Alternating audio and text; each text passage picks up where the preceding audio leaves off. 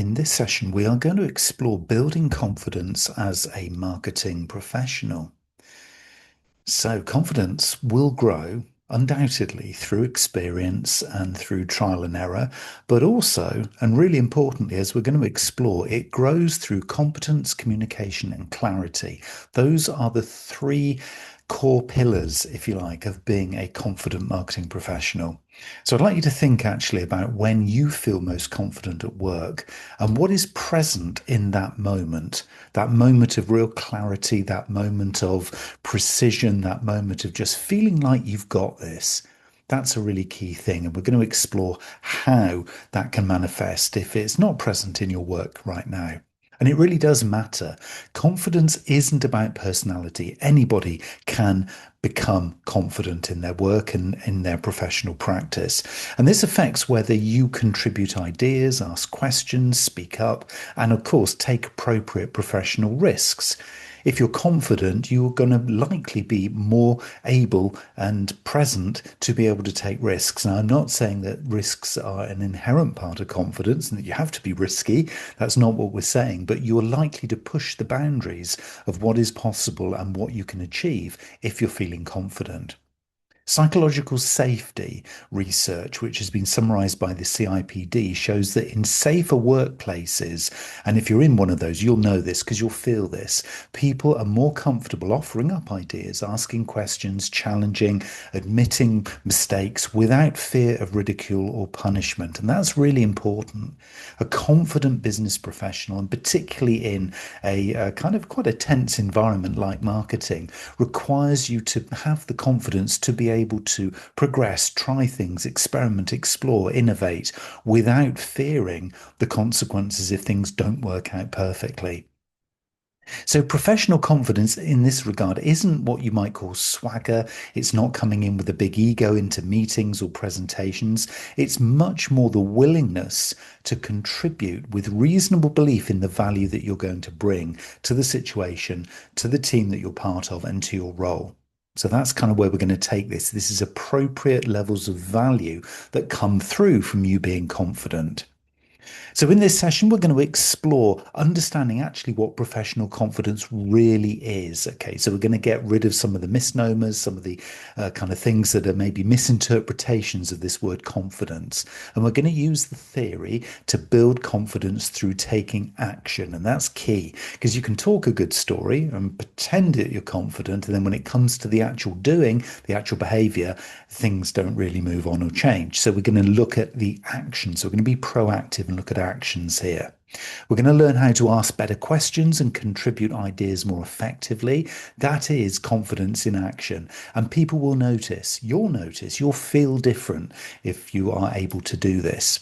We're going to explore as well communication with greater clarity, particularly in moments where you feel under pressure, because a confident marketing or business professional is going to be able to do these things when the kind of the real heat is on. So not only in a nice, steady, easy day when everything's flowing and cruising, but when actually the pressure kind of hits, that's when confidence really comes through. And you'll know these people, you'll have seen them, in action. And wouldn't it be great to be one of those too?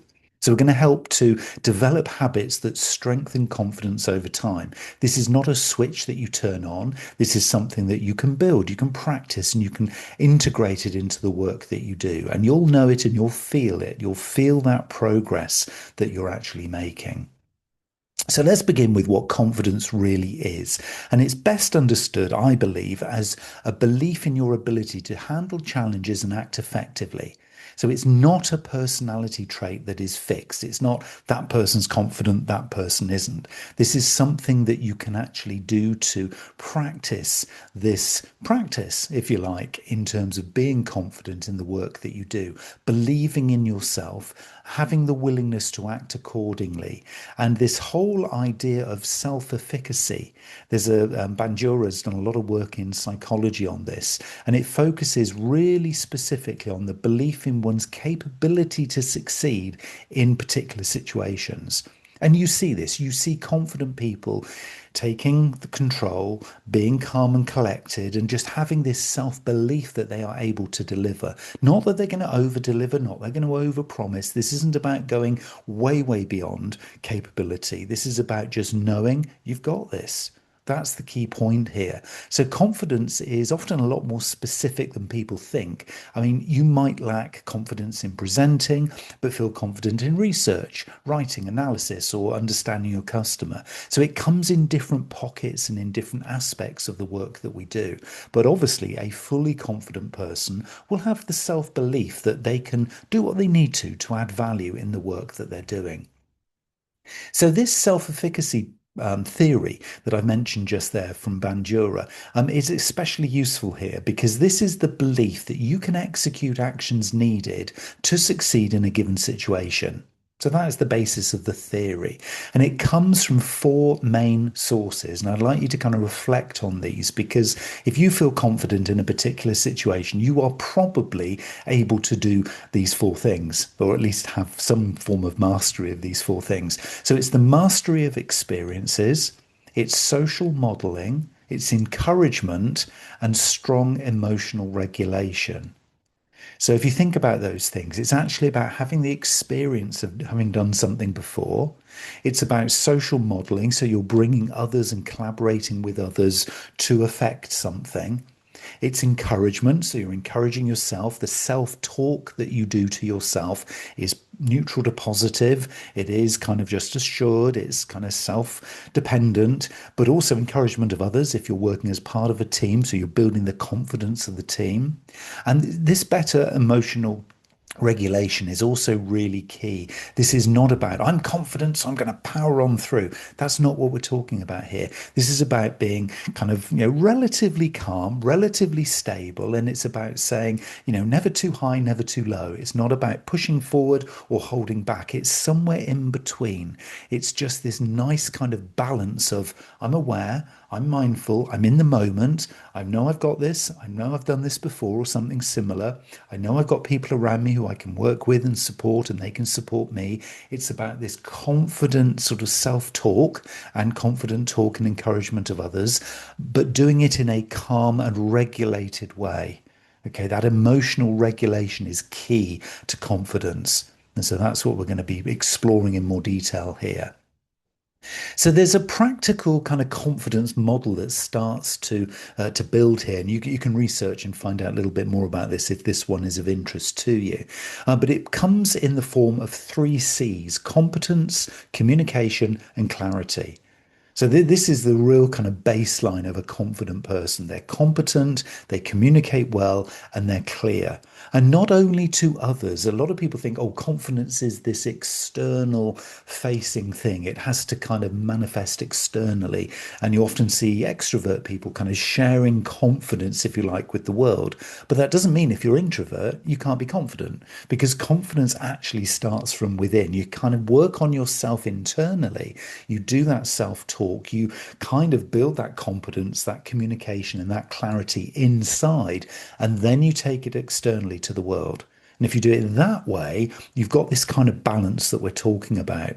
So competence means developing real capability in things. That doesn't mean you've got to be highly competent in everything, because of course you can bring experts or specialists in for things that maybe you're not preferring or not so strong at. But competence means developing a capability to make those kinds of decisions.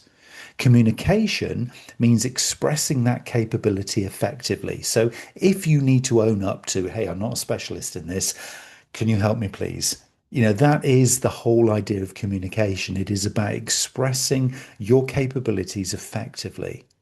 And clarity in this regard means understanding what you're trying to contribute, ask, or improve. The clarity comes from this value piece that I've mentioned before, knowing what value is required and what value you can deliver. And again, doing this in collaboration if that particular circumstance requires it.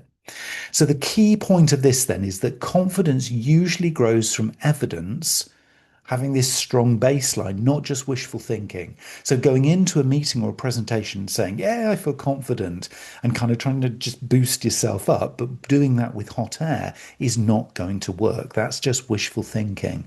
But basing it on this solid evidence of competence, communication, and clarity. Imagine those three things in a presentation. If you're perceived as competent because you feel it and you know your stuff, if you're communicating, expressing it with passion and capable sort of effectiveness, that's going to work, and doing it clearly as well. And actually, the clarity can also be admitting when you don't know it.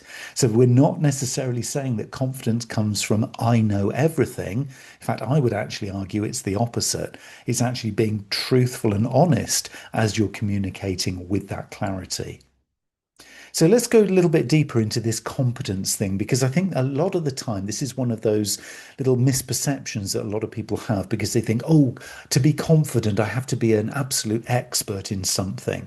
And that is not true. Competency is a kind of maybe a specialism in something. Maybe it's a I've been deeper than most people in this topic or this subject or this particular action, but I'm not necessarily going to overpromise. I'm not going to actually over set this expectation of my competence. And one of the strongest sources of confidence is a mastery of things to a certain level. So the research linked to Bandura's work consistently points to mastery experiences as a powerful influence on self-efficacy, and this idea of, I feel and I've got evidence that I am actually confident in what I'm talking about or what I'm looking to deliver. So, a practical example for a marketer could be then something like writing a stronger brief, presenting one side clearly, analyzing campaign performance accurately, asking a useful question in a meeting, explaining a recommendation with some evidence. Which marketing skill, if improved, would most increase your confidence from that list? Writing stronger brief, presenting one slide clearly, analysing campaign performance accurately, asking a useful question in a meeting, explaining a recommendation with evidence. Which one would increase your confidence the most? I mean, if I look at this one, I think I would personally probably go for explaining a recommendation with evidence. I'm actually playing with that with clients at the moment, and it actually really, really works. I feel very confident if I have the evidence behind me to back up the storytelling or the argument that I'm putting forward. Without that, well, it's just my view. But with it, it becomes okay, this is something that has a little bit more substance to it, and that makes me feel more competent because clearly I am, because I have that evidence, and then that in turn builds the confidence. So some really nice kind of stuff going on here, and it's about choosing and selecting which things are going to be quite useful for you to actually be working with. So the next thing, which is obviously also very important, is this idea of mindset. I'm talking about this concept within confidence, that it begins from within. So let's kind of start there. Let's talk about this thing of a growth mindset. So the growth mindset doesn't say I'm an expert. It doesn't say I'm absolutely brilliant. I'm super confident. Look at me.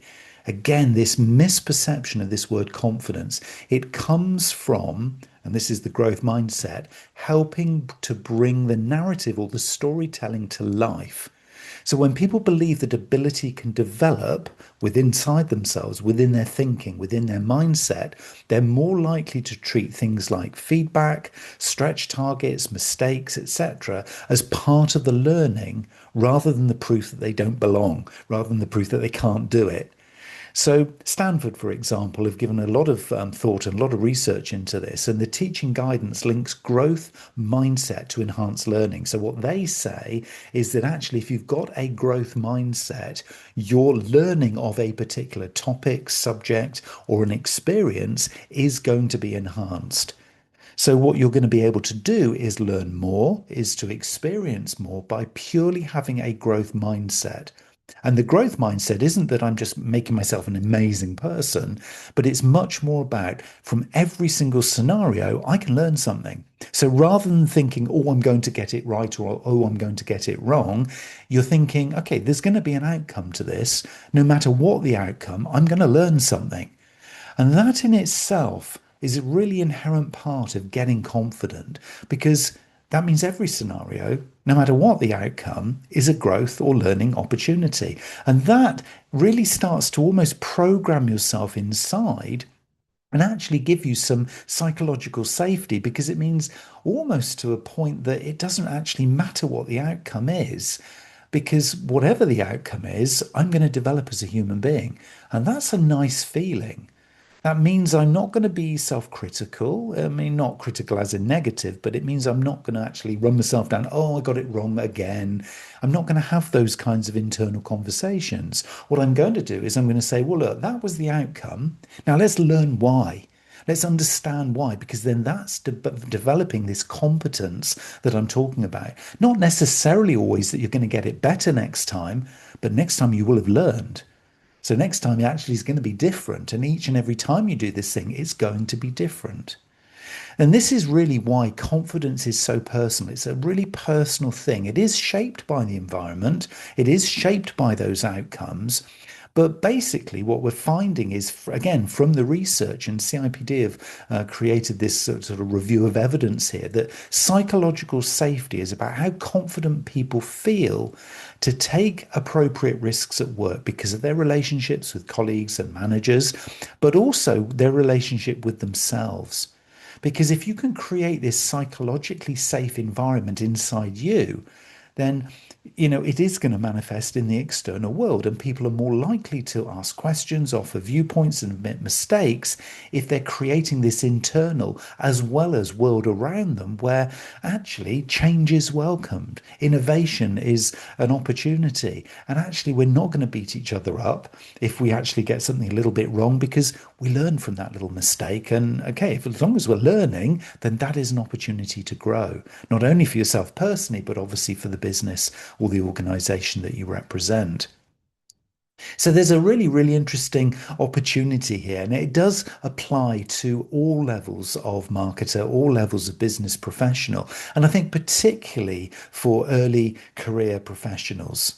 So, confident marketers don't need to know everything, is what I'm saying. But what they tend to do, and particularly early in career, this is a great opportunity to build these kinds of habits. A confident marketer will tend to prepare properly. So they won't wing it. You'll often hear this from, people who kind of, like that sort of spontaneous moment of, oh, I don't know what I'm doing, but I'm just going to wing it. I'm just going to give it a go. Well, how confident do you feel actually doing that? It might be exciting and fun, but are you going to be ticking that confidence box? Probably not. So prepare early. Ask purposeful questions. This is about actually having that curiosity, that innate kind of thirst for learning and going deeper in things. And just, I want to know how this works. I want to know why that outcome came from that activity. Just having this innate kind of, education kind of perspective is really, really important. They also share ideas with evidence, like I was mentioning before. They admit what they do not know. So this is not about being perfect. And they follow through reliably. If they say they're going to do something, they do it. So there's a really nice way of kind of confidently working here because you are going to be then, if you do this, projecting this idea that, wow, I can rely on that person because not only do they admit that they didn't know what they were doing in that thing, but they actually learned from it and actually they got somebody else involved and that was a smart move. And actually, look, the second outcome, that was quite good. I want to work with this person because they seem really confident. And actually, I like how that feels. So there's something in here it's about thinking, but it's also about the feeling that comes through from confidence because it's very, very hard to keep confidence internally. Once you establish it internally, and again through reflecting and improving what you do, again, another key habit of a confident marketer, it becomes a little bit irresistible from those around you because people like confident others. They like to kind of, bounce that energy to and fro because it makes them feel good too. So not only is it going to help you, it's going to help those around you. And that is upwards in the organization and also across to your peers as well. Now, one of the things I've been mentioning a few times here is this idea of asking better questions, this idea of being curious, this idea of looking to understand the why. So, questions themselves, the concept of a question, both internally and externally, is one of the safest and strongest ways to build professional presence and this level of confidence that we're seeking here. HBR's guidance, Harvard Business Review's guidance on purposeful questions, is very, very clear. Asking good questions is not just about getting information, it's also showing yourself and others how you think. Okay, so just ponder on that one. Just reflect on that one just for a moment here. Because, for marketers, useful question types would be clarifying, forming evidence that we keep talking about here, priority. That's a good question, isn't it? What's the priority here? Customer. Well, let's find out and go deeper about the customer. And also outcome. Why that outcome? Good, negative, or poor? It doesn't really matter. It's like, why that outcome? Because I need to learn from every outcome. So, good examples that you might want to think about here, and maybe start to introduce these if it's not a natural thing you do every day, in every moment, is to question is what problem are we trying to solve here? That's a good question because that then plays your tactical activity up to a higher level and says, actually, why are we doing this? Another question could be what audience matters most? None of us have enough time in the day to do everything we want. So let's focus in on the stakeholders or the audience that matter most. What evidence supports that view is another great question because, again, that makes us then thirsty and hungry for finding, well, what are the numbers or the data or the information behind this situation? And the final question I would say is a good one is how will we know this has worked? So, actually, setting those smart objectives and smart goals enables you then to confidently go through a process of learning and understanding to see whether you can hit those goals or maybe even exceed them. It's almost that this becomes more important than the actual goals. Now, of course, the business is going to say, no, you've got to hit your goals. But actually, if you consistently act and behave like this becomes a new way of working, it becomes really, really interesting. And this practical questioning framework is exactly that. It's about context, question, and purpose. I mean, an example could be I've been looking at the landing page performance of our website. Could I ask whether mobile users are the priority audience here? Because I'm trying to understand whether the main issue is targeting or the user experience. Now, how would that come across rather than just there's the data into the report, added to the dashboard, send? I mean, where's the value that you've added if you do it that way? But if you come at this with questions like that, you're going to sound more professional and it's going to be grounded in the context. It's linked to a purpose and it's so clear to whoever you're asking that question of, and it might be yourself, but it's very, very clear to whoever is going to be the recipient of that question or those questions that, oh, okay, you're thinking about this, aren't you? Okay, maybe I need to step up too is how the response is going to come across. So that'll come across to you. Oh, I am stepping up here because look at the questions I'm asking. But it'll also come across really importantly as being, okay, there's something kind of building here. This professional is actually becoming a lot more confident. They're challenging, they're asking, they're going deeper. I need to step up too. This is what I mean about that irresistibility. You can't work with somebody who's confident and then not change yourself. It just is what it is. It's kind of part of these universal laws of, it becomes very attractive, is what I'm really saying. And it will build confidence both in you, but also the people around you. I mean, confidence itself is really strengthened when you can express your ideas clearly, especially under pressure when you're put on the spot, emphasize the value of staying calm, structured, and clear. And the simple communication model in this kind of regard would be the point, reason, example, recommendation. In other words, you make the point, you reason it, you give an example, and then you make a recommendation of the next step. I mean, imagine that in a crisis situation where somebody says, I need somebody confident here to step up and control this. So you put your hand up and you say, I've got this. You come up, you set the point. It's the context that's working here. You've got the reason why this is important and the impacts that it might have. You set an example of where you saw this before, or maybe you did this in your past role, or you've seen somebody else do this, and then you make a confident recommendation of, okay, here's my recommended plan of attack. This is how we're going to get through this. I mean, imagine that. I mean, that is just so, so much stronger, much clearer, much more confident in the way that that is built and the way it's presented. And how is that going to make you feel? I mean, if you were to just sit there in the room thinking, I hope somebody else puts their hand up because I don't want to do this. How does that feel versus what I've just said there? Because you saw something that somebody had done, or you've done this before. Put your hand up, the point, the reason, the example, the recommendation. You're taking ownership and accountability confidently to communicate with clarity that you can take this thing forward, not only by yourself, but you're setting that new baseline, if you like, for everybody else's performance and their confidence too. That becomes irresistible. Really interesting. And this makes you more visible. It really does. I mean, this isn't about, as I said before, this isn't about turning introverts into extroverts and everybody's going to be sharing this all the time. You can do this internally too before you start to take it out to the world if this is not your thing or hasn't been to this point. Confidence grows when people advocate for themselves appropriately. This is what we're saying here. So, this is not putting yourself on a pedestal, shouting from the rooftops, hey, I'm a confident marketer. I've got this. I'm in charge. It's not what this is saying here at all. This is all about this clarity. This is all about this steady performance. It's reliable, it's clear, it's communicated, it's evidence based, and it's coming through in a way that just shows I've got this. So, practical examples that you can do to kind of build this sort of visible habit is sharing your work clearly, asking for feedback, volunteering for manageable stretch tasks when you think, oh, I need to push myself out of this little bubble just for once. Let's have a go today and see if I can kind of deliver something at a stretch kind of level. Showing your thinking, not just your output. That one's key.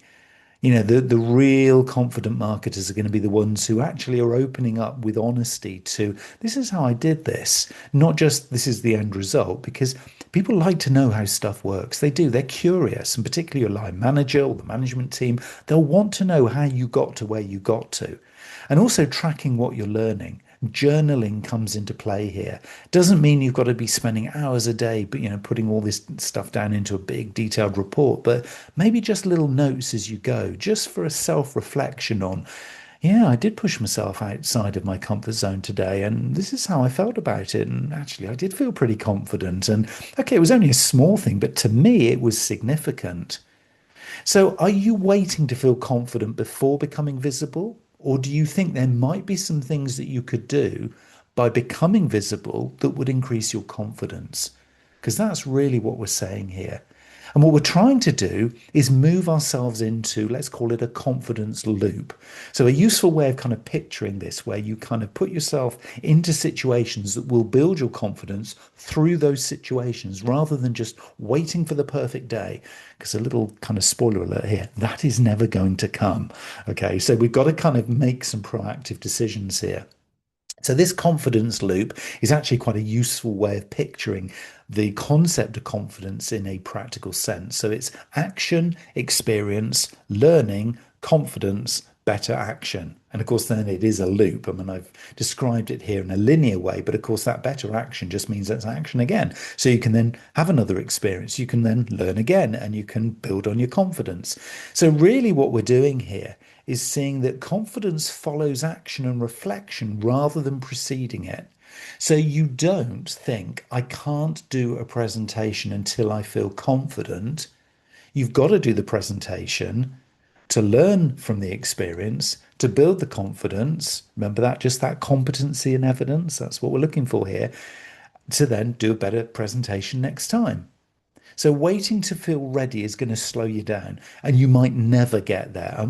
Doesn't that feel a shame? Doesn't that feel kind of like a missed opportunity? I would say so. But small repeated action is usually the better route. Now, for some people, they might, and this might be you, want to start really, really slow and really small and do some really kind of tiny little things that come in under the radar. And I would say, go for it. I would say just do that.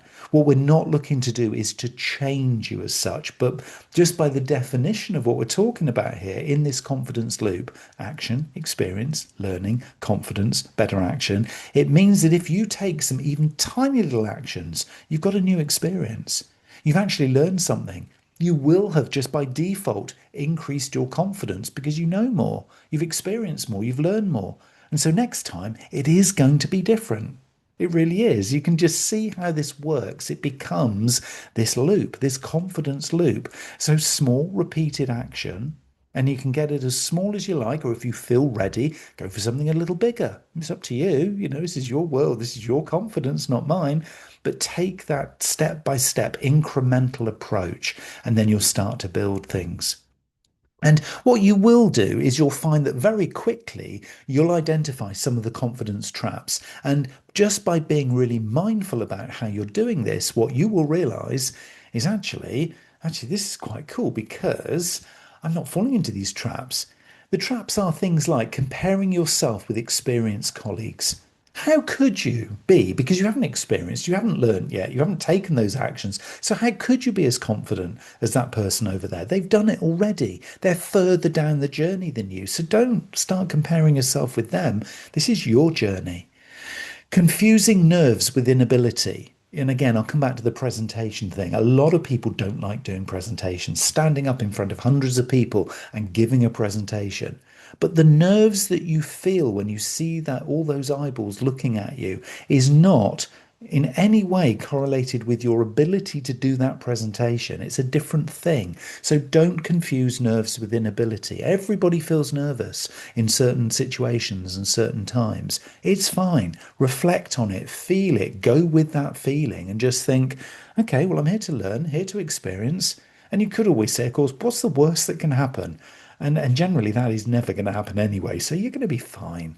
You're in that psychological safe zone. Another trap that you want to avoid is staying silent to avoid risk. Remember that? Putting the hand up and not, volunteering for something. That will really demean your confidence internally, particularly because you'll think, oh, I really could have stepped up. That was a moment that I could have really embraced and gone for it, and I didn't. And how is that going to feel? Over preparing but under speaking. So actually thinking, I've got it all here. I've got all my evidence. I've got this amazing presentation. But actually, then I turned up and I didn't go through it in the way that I'd rehearsed, or I didn't kind of give those big key points that I knew I had remembered, but I just didn't feel in the moment I could. That's not a great way to build the confidence. So if you feel like you want to go for it, just go for it. Just do it. Just try it. It's an experience that you're building on here. And thinking confidence means never showing uncertainty. Vulnerability and confidence are two very interesting things. And I'll give you a little sort of secret here. The most vulnerable people, okay, can be also very, very confident.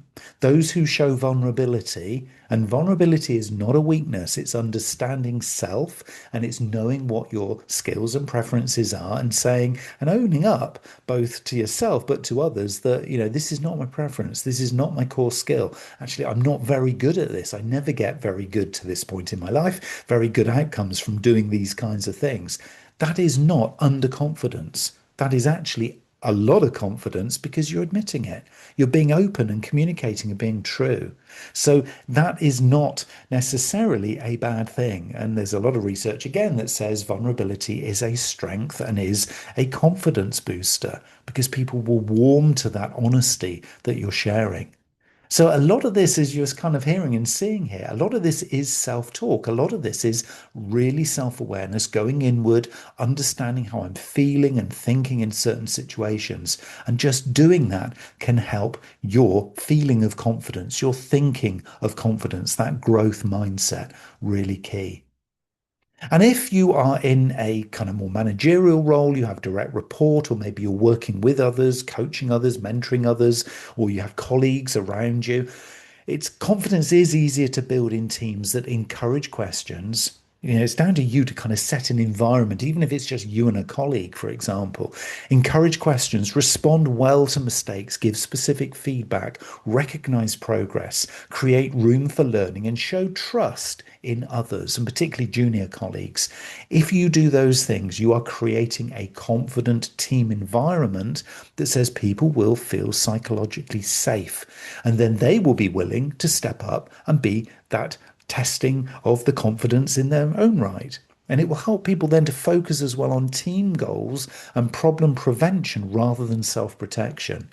And this whole psychological safety thing is a really interesting one. The more you play with the concept of confidence, you'll see that you will ebb and flow with this feeling of psychological safety. And it doesn't mean you've got to feel safe all the time. Sometimes it's actually quite nice and exciting to experiment with. I'm going to push myself outside of my comfort zone. I've used that phrase before. So go for it. If you feel in the moment, I'm just going to do it and see what happens. You don't have to push yourself crazy, crazy distance outside, but maybe just one step outside and just see what happens. And oh, well, nothing happened. Oh, okay. So it was a story in my head that was going to be, yes, a bit sort of dramatic and a bit tragic, and it never happened. And okay, that's fine. Okay. Maybe now two steps outside. Let's see what happens then. It's those kinds of sort of teams that permit that, and it's those kinds of individuals who want to explore that who will be making confident progress in the future. And so we have a few examples here for you just to kind of sort of, show that this really applies to all of us, myself included, in terms of putting this into practice. I mean, first example could be an apprentice notices a campaign message is unclear and then just simply asks for clarification using evidence from engagement data. So it's a simple action that will build confidence. Another one is a junior marketer contributes one practical idea in a planning meeting linked to audience insight rather than opinion. Oh, that would be a nice one. That would challenge the whole process of that team working in that planning meeting in a really positive way. That'll be that little kind of sense check is like, oh, yes, we just got all subjective, didn't we, team? Right, now let's get back to some data-driven stuff because we know we make better decisions in that way. Thank you, junior marketer. You've just made a significant contribution. How's that going to feel if that's you? Really positive. Another example is a learner asks for feedback after presenting a report and then improves the structure next time. Seeking feedback is a confidence builder because the feedback is going to not always be positive, but it doesn't matter. It's just another piece of feedback that enables you to grow. Remember that whole idea of experience or action, experience, learning, improvement. That's what we're looking for here. So all feedback, neutral, negative, positive, it's all part of the learning experience. It is just feedback. That is all it is. So don't take it personally, is what we're saying. Confidence is often built in these kinds of situations here, in very ordinary professional moments, not the dramatic ones. But when the dramatic ones happen, and they will, inevitably, you will get that opportunity in a crisis, in a significant moment to put this stuff into practice. But you will have built the skills, the experience, and the confidence over some very ordinary, simple little day-to-day moments. That's when you can have your fun because that's when you've probably got a little bit more space, a little bit more luxury of time to be able to reflect and think, okay, I followed that little framework and this is how I feel after it. Okay, that was interesting. I've learned something from that. It was a tiny little incremental 1%, but I've learned something. I'm going to see what happens next time with that. It's those kinds of reflections. We're not looking to change the world. This is revolution. Sorry, this is evolution, not revolution. That's what we're after here. So some practical tips. We're starting to now pull all these kind of concepts and stuff together here. So some practical tips. You can build confidence by doing these things regularly. Prepare before meetings. Write down one key idea in advance and ask one useful question. Keep a record of wins and progress, always. Seek specific feedback from trusted others. Practice explaining your thinking simply and clearly and honestly. And learn the commercial context of your work. Know how that value that we said right at the beginning here is playing out here. So as you become more and more confident, more and more valuable to the organization, you'll understand that commercial context of the value you're bringing. So when people regularly ask for input, it sets very much a powerful norm that learning is valued more than perfection. That's Harvard Business Review. This stuff actually works. It's not just me saying it. There's a lot of research here if you want to look deep into it. And so I want to leave you with these key takeaways that confidence grows faster in cultures where learning is visible and perfection is not the entry price for participation. In other words, you can all do this. We can all do this. We can do this internally to start with, and then we can start to create the world around us and the team around us and the people around us where actually we're all on this learning journey together, because that builds this kind of collective confidence. And what is not to like about that? Professional confidence grows through competence, communication, and clarity. It's always going to be strengthened by that action, reflection, support, and purposeful contribution. And we're seeing this in the most confident marketers, those who are not always sounding certain, but those who are always learning, speaking with growing clarity, and contributing usefully, even when they're still developing themselves.